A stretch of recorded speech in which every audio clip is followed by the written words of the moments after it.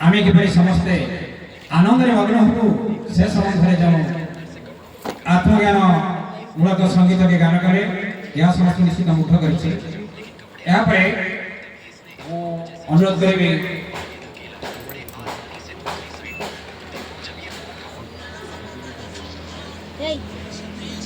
पुणेश्वर आसिथिबा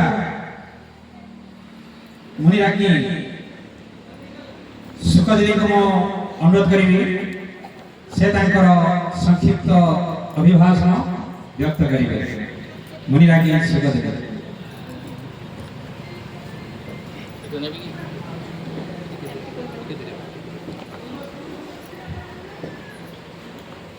आज ए शुभंकर घरे तांको शुभंकर जन्मदिन उपलक्षे बापा माँ आयोजन कर ज्ञान परम सम्मानीय सभापति महोदय मंचासीन योगी जगाचार्य सम्मुखें बसी मोर समस्त श्रद्धेय गुरुजन भाई भाई समस्त को मोर सप्रेम जय। आम साधारण जाचु जे पिला जो जन्म हुए तार वर्षक पर गोटे जन्मदिन करा जो दिन से जन्म होता है से जन्मदिन करा जाए। साधारणतः आजिकार कथा नुहे, ये बहुत पुराण कथा। समस्ते आग जुगर बापा मैंने करुले किंतु एबे आग जुगर बापा माँ जहाँ करुले करना समस्ते पाश्चात्य देशर सभ्यता को आपणाई नहीं जहाँफल से कौन ना केक काटुंट से वर्षर छुआ से वर्षर दीप प्रज्वलन कर पुणी से पिला को कहते से दीप को से लिभे दे। आज्ञा आप गोटे कथा कहतु जो लिभा जाए से अंधकार हो जाए। जो जगह गोटे दीप जलुचे से लिभे दवा से तो अंधकार हो जाए। तेणु केमी आम भी बुझीपारू जड़े आम लिभेबार समस्त व्यस्त किंतु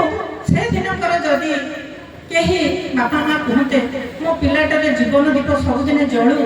किए पिला मानकर बापा माँ इच्छा ना कहना पिलार सबुदिन उज्जवल हो समस्त इच्छा अच्छा किंतु आम तो ढांचार पड़ जाइए केक काटा हैप्पी बर्थडे करके विभिन्न नाटक अनुसार से जो माने तार जन्मदिन को पाड़ा किंतु से क्षेत्र में आज जो शुभंकर बापा माँ जो ज्ञान यज्ञ आरंभ कर से ज्ञान एते कम बयस से छुआ को नहीं से ज्ञान मार्ग में भर्ती कर धन्यवाद। गोटे कथा जदि गोटे पिला को आम छोट बेलू से आध्यात्मिक ज्ञान में भर्ती करदे ना ताहले सी आज जो विपथगामी माने समाज पिला माने जो भाया रीतिनीति चली से भाया चलवे काली आज जो जगत गुरु शंकराचार्य आमर थिले सी छोट बेले ना माँ गोटे कथा कहते बापा छोट जो थे 4-5 वर्ष थे कहते असतमा सद्गमय तमसमा ज्योतिर्गमय मृत्युर्मा अमृत गमय। तो यार माने से बुझौले कौन ना तो माने असत्य सत्य आड़ को जा अंधार आलोक आड़ को जा आउ माने मृत्यु अमृत आड़ को जा। से छोट शंकर पचारूला माँ को माँ अमृत कौन तो सी माँ कहते अरे अमृत तू खाइଛୁ ना के मैं खाई तो सी पाठ पढ़िया को गला किंतु माँ जो कही जे अमृत जे पिए ना सी दुनिया सर्वश्रेष्ठ मनुष्य हो जाए से कथा मन में सब उठी मारूला। तो माँ को बारंबार पचारती माँ कहती तू ये अमृतर संतान ना कौन से साधु सत गुरु यही मुनि ऋषि यही से अमृतर माने संधान पाइब। तो से छोट शंकरा चली तार से निशा माँ मत से अमृतर संधान केमिति मिलिबो एवं से खोजी खोजी खोजी खोजी माने साधु संत मुनि जहाँ को से माने भेटी से पचारि से अमृतर संतान शेष से गुंफारे माने गुंफा को गोटे जाई सेठी तपस्या करथुआ गोटे मुनि को माने डाकिछि जे हे गुरुदेव मो माँ कहथिले अमृत संतान मुनि ऋषि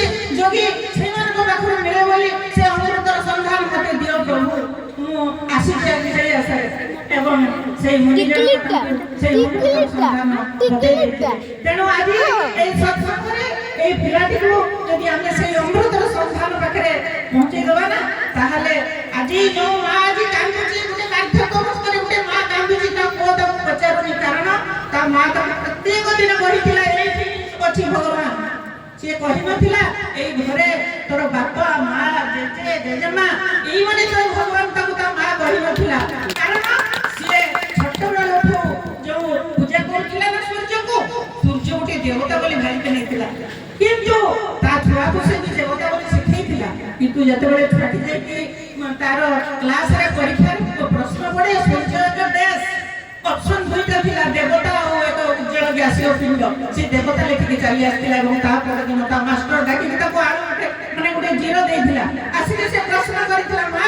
ମତେ ତୁମେ ତ ପ୍ରତ୍ୟେକ ଦିନ ସୂର୍ଯ୍ୟକୁ ଦେବତା ବୋଲି କୁହ ଏବଂ ପୂଜା କର କିନ୍ତୁ ଆଜି ମୁଁ ଆଳୁ ପାଇଛି ସେଇ କଥା ଲେଖିବି ତେଣୁ ତା ମନରେ ଯୋଉ ଉଠିଥିଲା ମାନେ ଇଚ୍ଛା ଆକାଂକ୍ଷା କଣ ତାର ସତ୍ୟତା ଏବଂ ସେ ତାକୁ ସତ୍ୟତାର ତାର ପ୍ରମାଣ ସେ ପାଇଯାଇଥିଲା ନିଜେ ତେଣୁ ଠିକ ଆଉ ଭୁଲ स्वतंत्र विचार जो गोटे मनुष्यर अच्छी से विचार ही आम